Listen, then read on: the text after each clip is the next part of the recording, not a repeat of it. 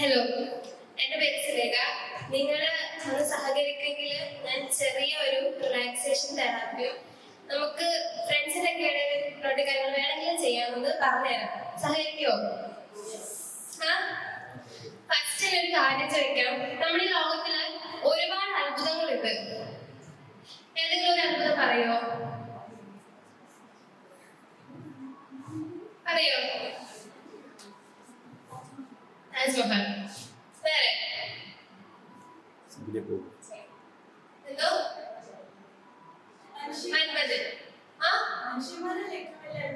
അതെ, മനുഷ്യന്മാര് മാത്രമാണോ? എന്തുകൊണ്ട് നമുക്ക് നമ്മളെ പറഞ്ഞൂടാ? നമ്മളാണ് ഈ ലോകത്തിലെ ഏറ്റവും വലിയ അത്ഭുതം. ഒരു കൈ കൊടുക്കുമോ? നമ്മൾ ഈ അത്ഭുതം എന്നൊക്കെ ചോദിക്കുമ്പോ വേഗം നമ്മള് താജ്മഹൽ, കടല് ഇതൊക്കെ പോകും. പക്ഷെ ഏറ്റവും വലിയ അത്ഭുതം ആരാ? ഉറക്കെ പറയും. ഞാനാണ് ഏറ്റവും വലിയ അത്ഭുതം എന്ന് പറയും.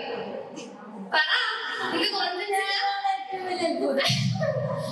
കോൺഫിഡൻസ് ഉണ്ടെങ്കിൽ മാത്രമേ നമുക്ക് എന്ത് ചെയ്യാനുള്ള ഒരു ധൈര്യം ഉണ്ടാവുള്ളൂ. ആ ഒരു സെൽഫ് കോൺഫിഡൻസ് വേണം.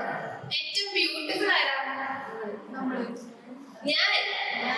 ഞാനാണ് ഈ ലോകത്തിലെ ഏറ്റവും വലിയ ബ്യൂട്ടിഫുൾ അല്ലേ?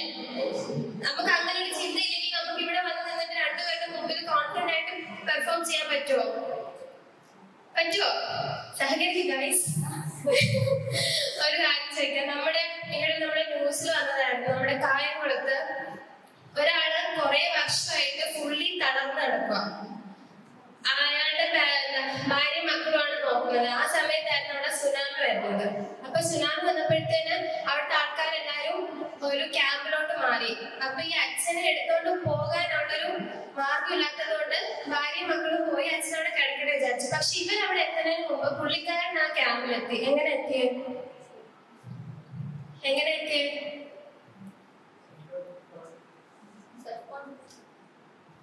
കോൺഫിഡൻസ് അല്ലടാ.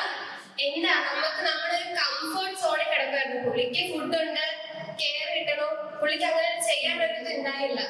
അപ്പൊ നമ്മള് ആ ഒരു കംഫർട്ട് സോൺ വിട്ടെങ്കിൽ മാത്രമേ നമുക്ക് എല്ലാ കാര്യങ്ങളും ചെയ്യാൻ പറ്റത്തുള്ളൂ. മനസ്സിലായില്ലേ? പുള്ളിക്ക് ഒരാളുടെ ഹെൽപ്പ് എപ്പോഴും കിട്ടിക്കൊണ്ടിരുന്നു. അപ്പൊ ആ സമയത്ത് ആ വ്യക്തി തന്നെ അത് ചെയ്താൽ മാത്രമേ ആ വ്യക്തിക്ക് അവിടെ എത്താൻ പറ്റത്തുള്ളൂ, ആ ജീവൻ രക്ഷിക്കാൻ പറ്റത്തുള്ളൂ. സോ പുള്ളിക്കാരൻ തന്നെ എഫോർട്ട് എടുത്തിട്ട് പോയി.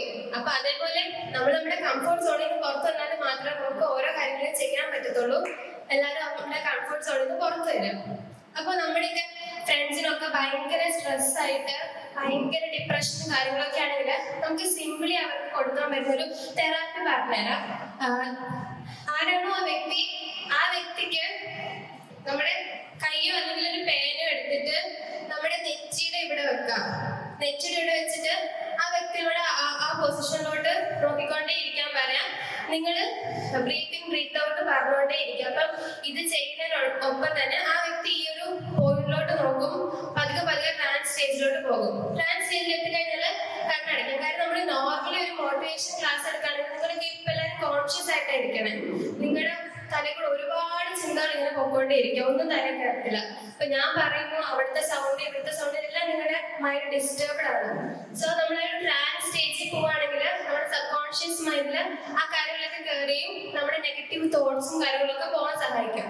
സോ നിങ്ങൾ ആ ഒരു ഇതില് ബ്രീത്ത് ഇൻ ബ്രീത്ത് ഔട്ട് പറഞ്ഞുകൊണ്ടേ ഇരുന്ന ആ ഒരു ട്രാൻസ് സ്റ്റേജിൽ പോയിട്ട് എന്താണോ നിങ്ങളുടെ ഉള്ളിൽ കിടക്കുന്ന ബാഡ് തോട്ട്സ്. ഇപ്പൊ നമുക്ക് ചിലർക്കൊക്കെ ആക്സിഡന്റ് ഒക്കെ കണ്ടാൽ പിന്നെ വണ്ടി ഓടിക്കാൻ പേടിയായിരിക്കും, സ്റ്റേജ് ഫിയർ കാര്യങ്ങളൊക്കെ ഉള്ളത്. അപ്പം എന്താണോ ആ പേടിയുള്ള കാര്യങ്ങൾ അക്കാര്യം പറഞ്ഞിട്ട് ഓക്കെ നിങ്ങൾ ആ ഒരു ബ്രീത്ത് എടുക്കുമ്പോൾ ആ ഒരു പോസിറ്റീവ് തോട്ട്സ് ഏതാണോ അത് ഉള്ളിലേക്ക് കയറ്റുക. അടുത്ത ബ്രീത്ത് ഔട്ട് ചെയ്യുന്ന സമയത്ത് ആ ഒരു നെഗറ്റീവ് തോട്ട്സ് നിങ്ങൾക്ക് എന്താണോ പേടിയുള്ളത് അല്ലെങ്കിൽ നിങ്ങളുടെ ഒരു ട്രോമ എന്താണോ ആ കാര്യങ്ങൾ ബ്രീത്ത് ഔട്ട് ചെയ്ത് പോവുകയാണെങ്കിൽ നമ്മുടെ ആ ഫുള്ളി ഉള്ള നെഗറ്റീവ് തോട്ട്സ് വരട്ടെ അവിടെ നമുക്ക് പോസിറ്റീവ് തോട്ട്സ് ആഡ് ചെയ്യാൻ പറ്റും. മനസ്സിലായോ? ആർക്കെങ്കിലും അത് ചെയ്ത് കൊടുക്കുമോ?